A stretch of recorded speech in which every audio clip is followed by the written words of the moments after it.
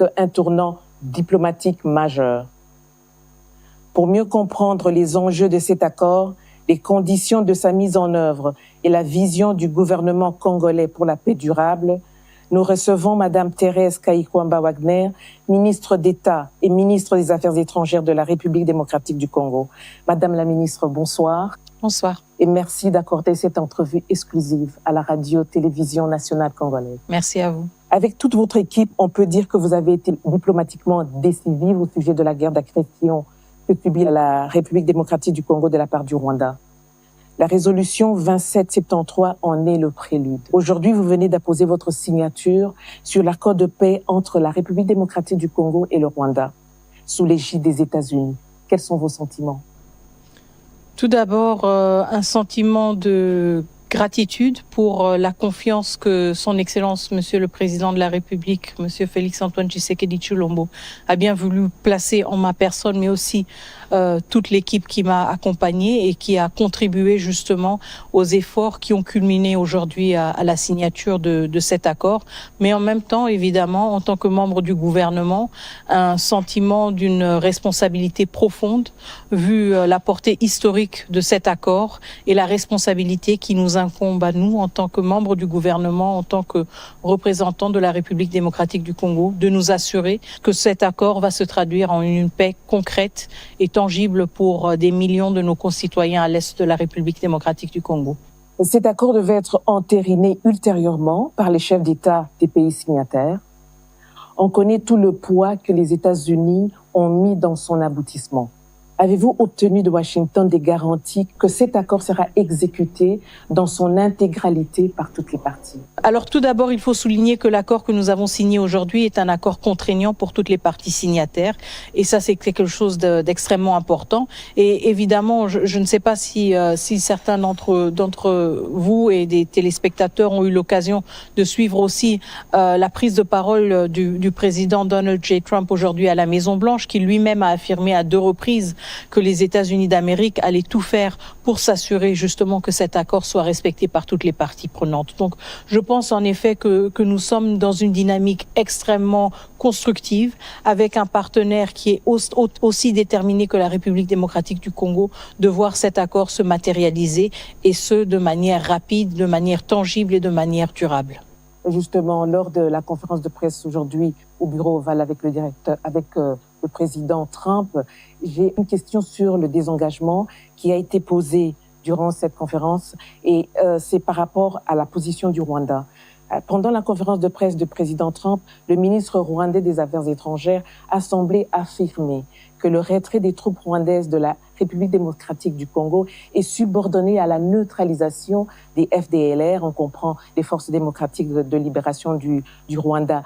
Même si le président Trump a recadré la réponse du ministre rwandais, que dit l'accord à ce sujet?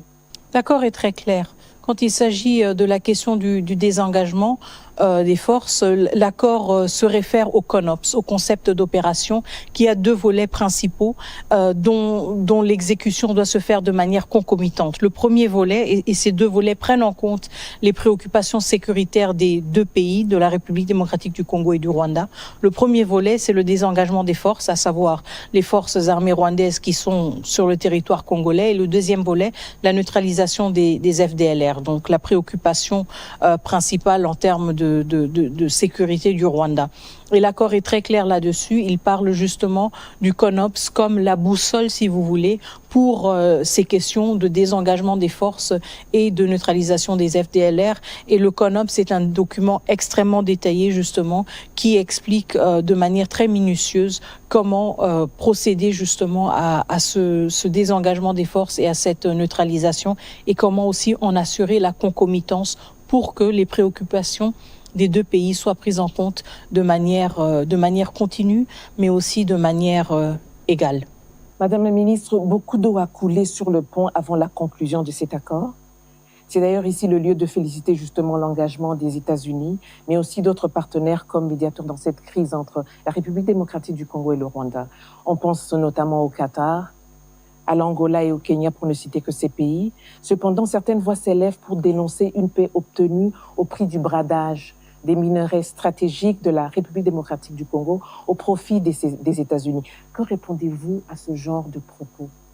Alors, s'il y avait eu bradage, s'il s'agissait justement de vendre, comme certains le disent, nos ressources au prix de la paix, je pense que nous aurions commencé avec une séquence tout à fait différente. Nous aurions commencé justement à vendre. Mais ce n'est pas ce que nous avons fait aujourd'hui. Ce n'est pas ce que nous avons signé aujourd'hui. Aujourd'hui, nous avons signé un accord de paix dans lequel il n'y a aucune provision sur les questions économiques, sur les questions de minerais stratégiques. Et cet accord est très clair. Il prévoit justement la fondation pour un environnement propice dans lequel on peut aussi envisager un retour, si vous voulez, d'investisseurs, où on peut aussi envisager une économie plus dynamique. Mais nous sommes tous clairs dans notre compréhension du séquençage des choses. Nous ne pouvons pas penser à un contexte économique ou à la signature d'accords économiques sans pour autant tenir compte de la nécessité d'un retour de l'autorité de l'État, sans pour autant tenir compte de la nécessité d'un contrôle rétabli de toute notre intégrité territoriale. Et donc, à ceux qui pensent justement que cette paix a été obtenue justement à travers un bradage de nos ressources, je dis non, ce n'est pas le cas. L'accord se concentre sur la paix, il se concentre sur le rétablissement de l'autorité de l'État. Et il se concentre justement sur la création de conditions propices pour une économie dynamique, chose que nous souhaitons évidemment pour nos compatriotes à l'Est et pour tout le reste de la République démocratique du Congo. Et donc, nous devons voir cela de manière séquentielle. Et la première séquence, pour toute économie qui veut être prospère, c'est d'abord la paix. C'est d'abord l'autorité de l'État. Et c'est ce que cet accord établit et a pour objectif. Après, évidemment, on peut se pencher sur des questions d'investissement, sur des questions économiques qui ont tout à fait leur lieu d'être et qui ont tout à fait leur pertinence, étant donné qu'elles offrent aussi pour nos populations des opportunités d'emploi et des opportunités de participer de manière plus active à l'économie du pays. Excellence, l'opinion nationale congolaise et même internationale a beaucoup spéculé sur les retombées de cet accord. À quoi peut s'attendre véritablement la République démocratique du Congo à court et moyen terme? Alors, encore une fois, moi, je pense que nous venons à peine de signer cet accord il y a quelques heures. Donc, je pense que dans les prochains jours, nous allons aussi tous, surtout le grand public, aura l'occasion de lire l'entièreté de cet accord qui est aussi accessible de manière libre sur différents sites, à commencer par le site du département d'État. Et justement, la lecture va montrer à quel point cet accord pose les jalons importants pour un rétablissement de l'autorité de l'État, pour aussi un rétablissement d'une confiance entre la République démocratique du Congo et le Rwanda. Nous savons évidemment que nous allons toujours être des voisins, donc cet accord est critique pour aussi voir comment entre voisins, nous pouvons graduellement améliorer nos relations. Nous pouvons prendre en compte les considérations ou les préoccupations sécuritaires des uns et des autres et nous pouvons justement créer des conditions propices à une cohabitation plus pacifique. Alors, en termes de retombées, je veux surtout mettre le focus sur le rétablissement de l'autorité de l'État.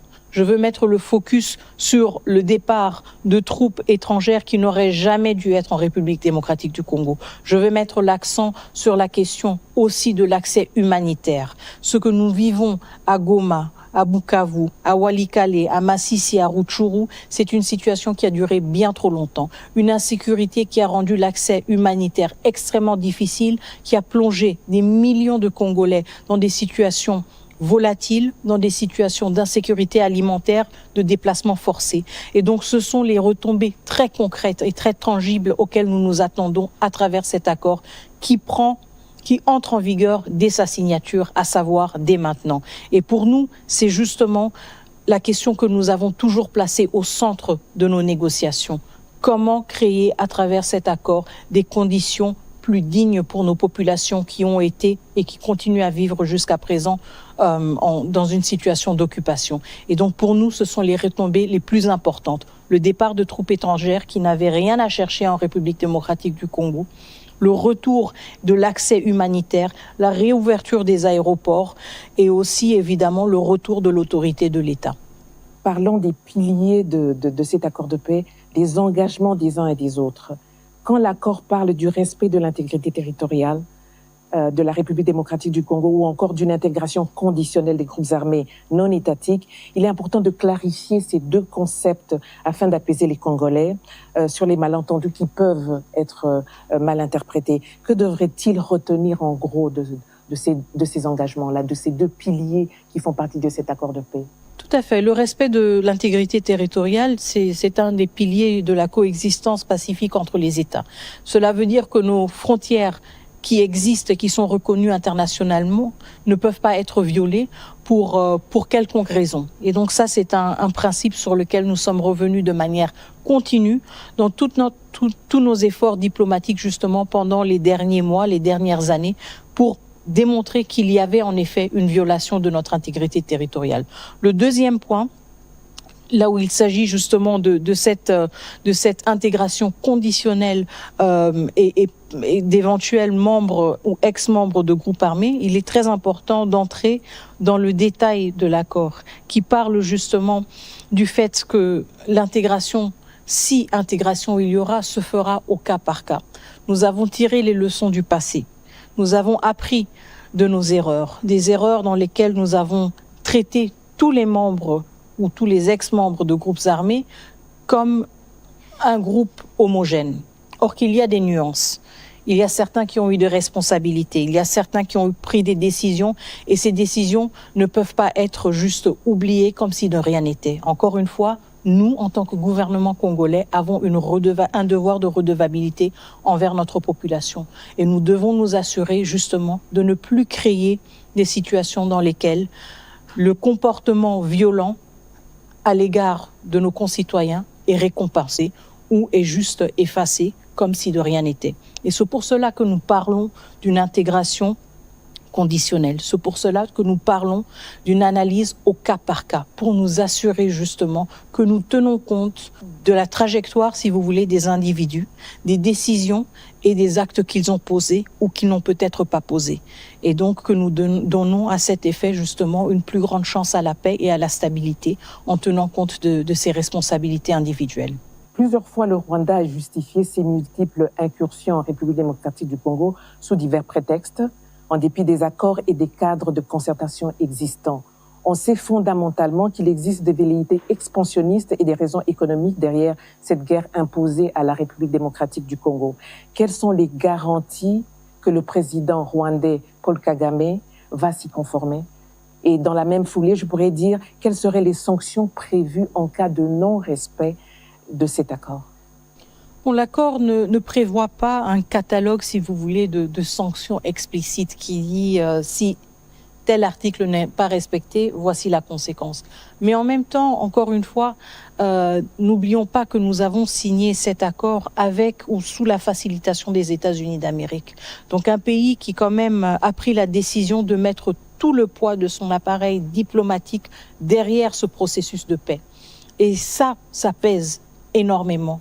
Ça veut dire que nous avons aussi une garantie justement de savoir que ce facilitateur, mais aussi ce champion de l'accord, sera prêt à le défendre quand il y aura des violations de l'accord. Et pour nous, c'est quelque chose d'extrêmement important parce que ça nous réconforte justement dans notre détermination de nous assurer que nous allons honorer nos engagements, mais aussi dans notre certitude que ceux qui ne vont pas le faire seront responsabilisés par les États-Unis d'Amérique, déjà en tant que facilitateur du processus, mais aussi à travers les mécanismes qui seront mis en place pour superviser la mise en œuvre de cet accord. Et donc, il y aura une transparence aussi par rapport à la conformité, si vous voulez, des comportements des uns et des autres vis-à-vis de l'accord. Et ce sont les éléments sur lesquels nous concentrons justement quand nous pensons à la mise en œuvre de cet accord.